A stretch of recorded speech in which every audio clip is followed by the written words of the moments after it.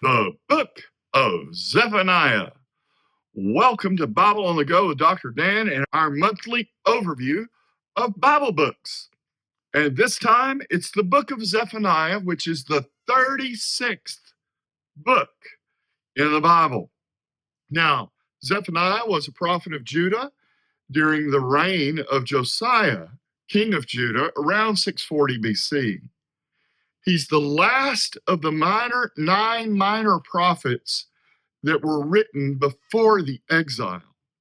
And what's so interesting about this book, number one, is that it's really short. It only has 3 chapters, but it's really powerful. For example, his big commission is in the first verse, and it's really powerful. The word of the Lord that came to Zephaniah, son of Cushi, son of Gedaliah, son of Amariah, son of Hezekiah, in the days of Josiah, son of Ammon, king of Judah. So there's all these lists of who he's the son of really helps us in the modern day to nail down exactly what time this was and place him in that time period with King Josiah. Well, that first verse is part 1. Part 2 is the rest of chapter 1, and it's judgment against Judah. So it's specifically to the kingdom of Judah and the sins that they've done. And then part 3 is the judgment against the nations in chapter 2.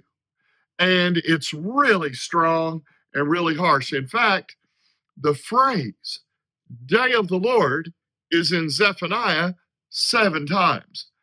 And conservative scholars tend to believe that this day of the Lord reference is not only having to do with the fall of Judah, but also looking forward to the day when the world settles up against evil, where God settles up against evil, in what we understand to be the day of the Lord, being Armageddon, following the second coming of Jesus. What makes Zephaniah's prophecies unique is that they are about the end of the world and the day of the Lord literally in our future. Here's an example from chapter 1, verse 15. That day is a day of wrath, a day of trouble and distress, a day of destruction and desolation, a day of darkness and gloom, a day of clouds and total darkness. Now, what's so fascinating here is there is a slight allusion in Zephaniah 1:14 to Revelation 6:17. Well, that's the parts of this short book, but we still got to talk about my favorite verse. And my favorite verse is in the last passage of 3:14 through 20 in verse 17. The Lord your God is among you, a warrior who saves. He will rejoice over you with gladness.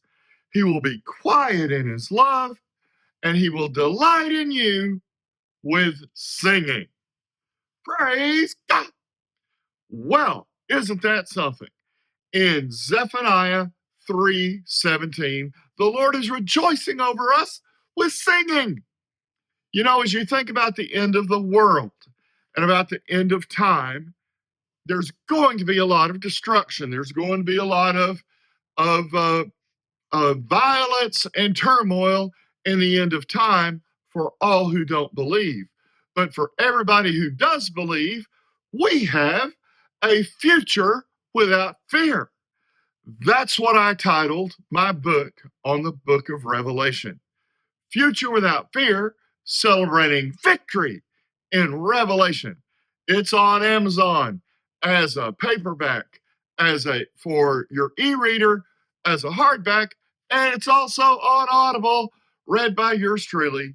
Check it out in the description below, and thank you so much for watching, subscribing, and sharing at this channel.